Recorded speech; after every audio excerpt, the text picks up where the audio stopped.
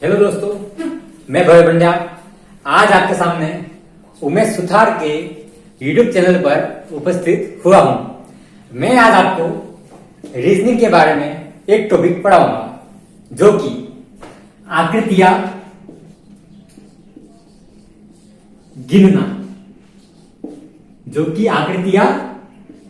गिनना है। इसमें भी हम त्रिभुज के बारे में पढ़ेंगे। किसके बारे में? त्रिभुज के बारे में।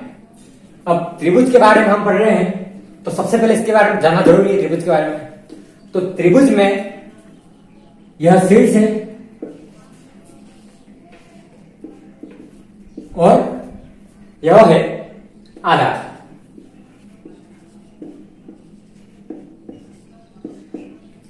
ठीक है, यह है शीर्ष और यह है आधार। अब हम इसके आधार पर त्रिभुजों की संख्या कैसे ज्ञात कर सकते हैं, तो हम इसके लिए कुछ ट्रिक्स लेके आए हैं जो कि हमारे विगत एवं भविष्य में बहुत से एग्जाम्स में आ चुके हैं और आने वाले हैं। तो हम कंपटीशन एग्जाम की तैयारी में इन ट्रिक्स का लाभ उठा के हम प्रश्नों को आसानी से हल कर सकते हैं। तो हम आज त्रिभुज के बारे में पढ़ रहे हैं। त्रिभुज में भी यह आधार होता है, जो नीचे होता है वो आधार होता है। इसके बाद यह शीर्ष है। अब हम त्रिभुज की संख्या कैसे ज्ञात कर सकते हैं, तो यह आकृति है। इसमें हमें आसानी से दिख रहा है कि इसमें त्रिभुजों की संख्या एक है। इसी प्रकार हम यह आकृति देखते हैं तो इसमें हमें त्रिभुजों की संख्या ज्ञात करनी है। तो इसमें हम क्या करेंगे, 1 और 2, पहला तो ये वाला और दूसरा ये वाला और तीसरा जो बड़ा त्रिभुज है। ठीक है, इसमें कितनी? 3 और इसमें 1। ठीक है, इसमें क्या करेंगे? 1 + 2। लेकिन अगर बड़ी आकृति आ गई, यह तो छोटी आकृति, लेकिन बड़ा चित्र आ गया और हमें कहा गया कि त्रिभुजों की संख्या ज्ञात कीजिए। जैसे कि बड़ा चित्र कैसे?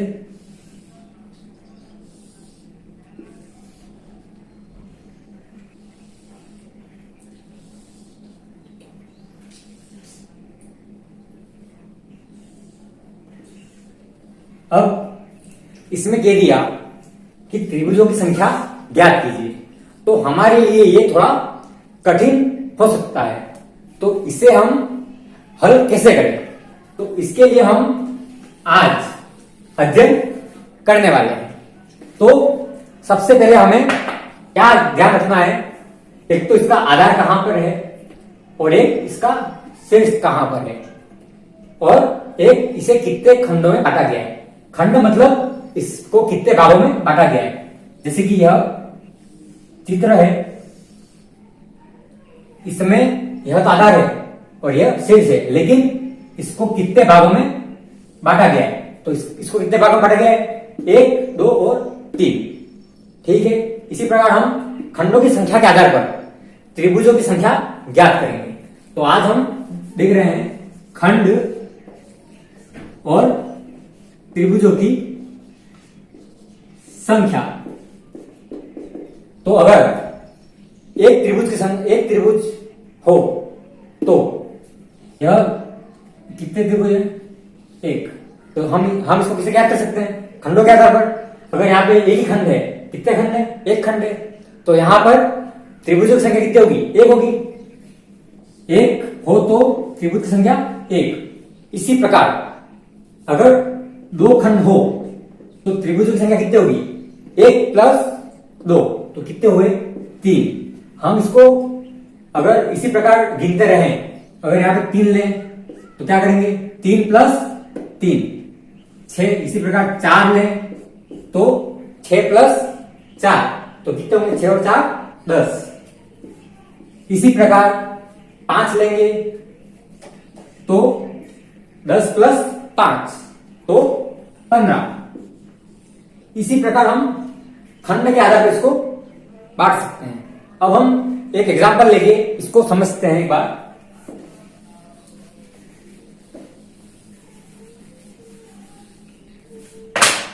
जैसे कि यह चित्र ले लिया, यह चित्र लिया, इसमें खंडों की संख्या कितनी है? 1 और 2। ठीक है, या तो हम सीधा इसको निकाल लें, 1 प्लस 2 कर लें, 1 प्लस 2 इज इक्वल टू 3। एक तो ऐसे उत्तर आ सकता है हमारा, और इसमें हम खंडों की संख्या देख रहे हैं, 2 है। अब हम इस साइड में देखें तो 2 खंड हैं, तो कितने त्रिभुज होंगे? 3। तो एक इससे भी निकाल सकते हैं। और तीसरा हम देखें तो एक सिंपल तरीके से सीधा देख सकते हैं, ये गिन के 1, 2 और 3। लेकिन यह संभव तब नहीं होगा जब हम बड़ी आकृति में चले जाएं। तो इसी प्रकार एक और एग्जांपल देख लेते हैं हम।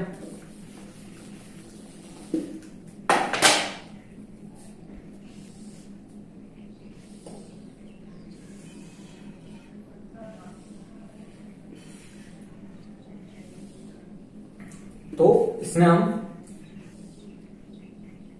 ऐसा चित्र दे रखा है, तो सबसे पहले हम क्या करेंगे? इसके आधार कितने हैं वह निकालेंगे। तो इसमें आधार कितने हैं? 1 आधार और 2 आधार। ठीक है, 2 आधार इसके अंदर, और यह इसका शीर्ष। ठीक है, इसके बाद हम इसके खंडों के बारे में देखते हैं। तो पहले आधार में कितने खंड हैं? तो 1, 2, 3 और 4। कितने खंड हैं? 1, 2, 3 और 4। ठीक है, इसी प्रकार इसमें कितने खंड हैं? 1 और 2। 1 और, यह आकृति चारों ओर से बंद है, इसलिए यह त्रिभुज कहलाएगा। अगर यह पूरी तरह से बंद नहीं है आकृति, अगर पूरी तरह से बंद नहीं है, जैसे कि ये दे रखा है, लेकिन यहां से यह इतने तक ही दे रखा है, तो यह त्रिभुज नहीं कहलाएगा। ठीक है, तो इसका भी हमें ध्यान रखना है। तो हम इस सवाल के बारे में बात कर लेते हैं। हम इसमें खंड कितने थे? 1, 2, 3 और 4। तो हम किसे निकाल सकते हैं? तो इसको सीधा जोड़ लें, 2, 3 प्लस 4। तो इसको हम जोड़ेंगे, कितने होंगे? 3 और 7 और 10 हो गए। और अगर हम यहां नहीं करें तो खंडों के आधार पर हमने बांट रखा है पहले। कितने खंड है? 4 खंड है। तो यहां पे खंडों की संख्या देखो पहले, 4। तो त्रिभुज की संख्या कितनी होगी? 10 होगी। तो इससे हमें 10 त्रिभुज की संख्या मिल गई। अब इसी प्रकार ऊपर वाले आधार पर देखें तो कितने खंड हैं? 2 खंड हैं। तो हम 2 खंडों में देखें तो ये 2 है, तो 3 त्रिभुज प्राप्त होंगे। तो कुल त्रिभुज बराबर 10 प्लस 3। ठीक है, तो 10 प्लस 3 बराबर 13। यह इसका उत्तर होगा, जो कि हमें सीधा गिनने में थोड़ी कठिनाई महसूस हो सकती है। तो इसके लिए हम इस ट्रिक का उपयोग करेंगे। इसी प्रकार हम और एक सवाल देख लेते हैं।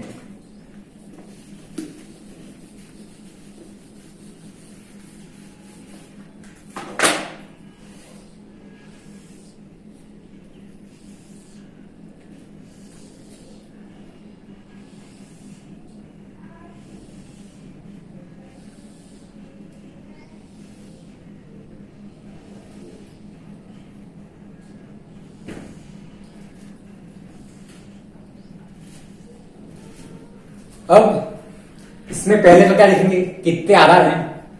तो आधार को गिन लो पहले। तो सबसे पहले 1, 2, 3 और 4। अब प्रत्येक आधार में खंडों की संख्या को देखेंगे। तो हम सबसे पहले पहला आधार देख लेते हैं। इस ऊपर से लो या नीचे से, आपकी इच्छा अनुसार। तो हम नीचे से स्टार्ट करते हैं, तो इसको लेते हैं, तो यहां खंडों की संख्या कितनी होगी? 1 2 3 4 5 और 6।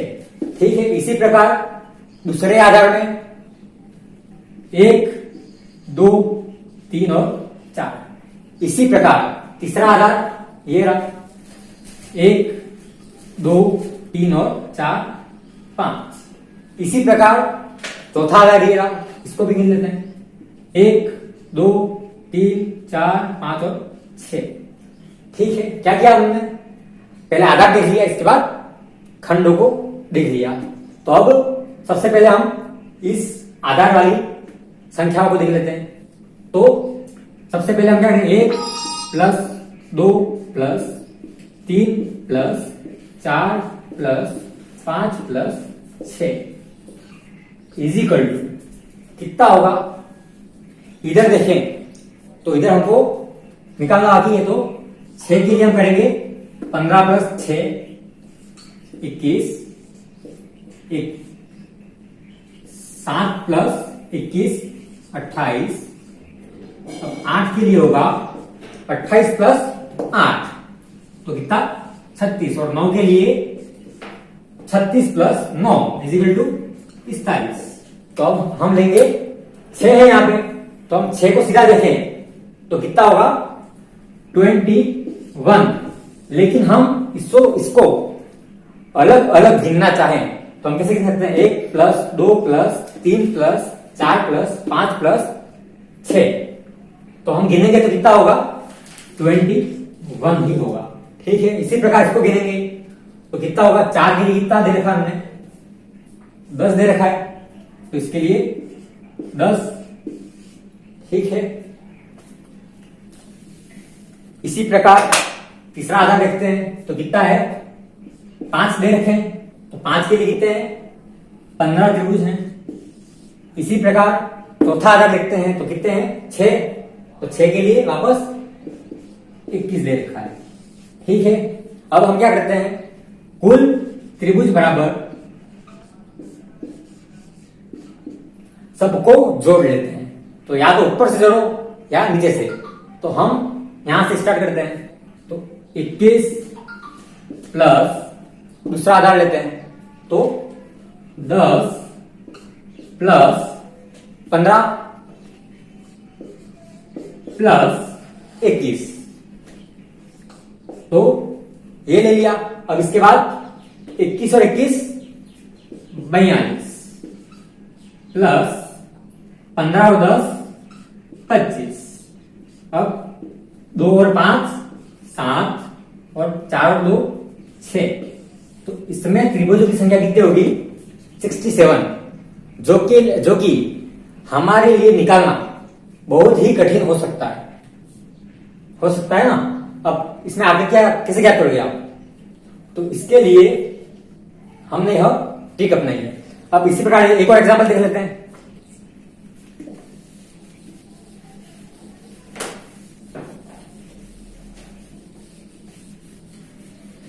अगर इसमें कुछ प्रॉब्लम हो तो आप हमें कमेंट कर सकते हैं। ठीक है,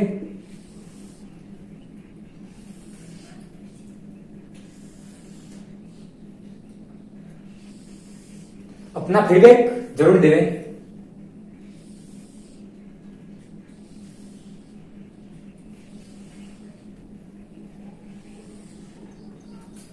अब इसमें ये ले लिया, ये ले लिया, ये ले लिया। ठीक है, ये ले लिया। इसमें पहले क्या देखेंगे? आधार की संख्या। कितने आधार है? 1 2 3 4 और 5। ठीक है, इसके बाद हम देखेंगे खंडों की संख्या। कितने खंड है प्रत्येक में? तो सबसे पहले इसको देखेंगे, कितने खंड है? 1 2 3 4 5 और 6। इसी प्रकार हम दूसरा आधार देखते हैं, इसमें कितने खंड हैं? तो 1 2 3 और 4। इसी प्रकार तीसरा आधार 1 2 3। इसी प्रकार चौथा आधार 1 2 3। इसी प्रकार पांचवा आधार 1 2 3 4 5 और 6।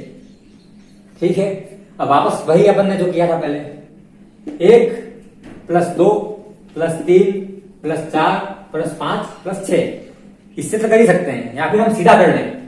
6 खंड हैं तो इसके लिए कितने त्रिभुज होंगे? 6 के लिए 21 होंगे। तो हम क्या करेंगे, सीधा लिख देंगे इसको 21।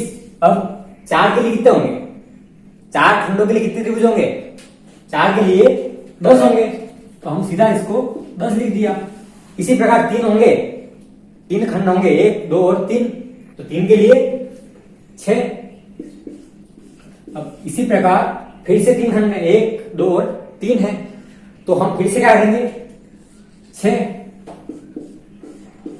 और 5वां आधार यह रहा, तो इसके अंदर 1 2 3 4 5 और 6, तो 6 के लिए पुनः 21। ठीक है, अब यह तो सेपरेटली आ गया। अब हम पूरी आकृति की बात करें तो कुल त्रिभुज बराबर 21 प्लस 10 प्लस 6 प्लस 21। ठीक है, तो हम इनको जोड़ लेते हैं। अब तो कितना होगा, 21 प्लस 21 42, 10 प्लस 6 प्लस 6, तो 10 प्लस 12। ठीक है, 42 और 10 होगा 52 प्लस 12, तो हम 52 प्लस 12 करेंगे तो 64 आएगा। ठीक है, यह इसमें त्रिभुजों की संख्या, इस आकृति में त्रिभुजों की संख्या 64 है। ठीक है,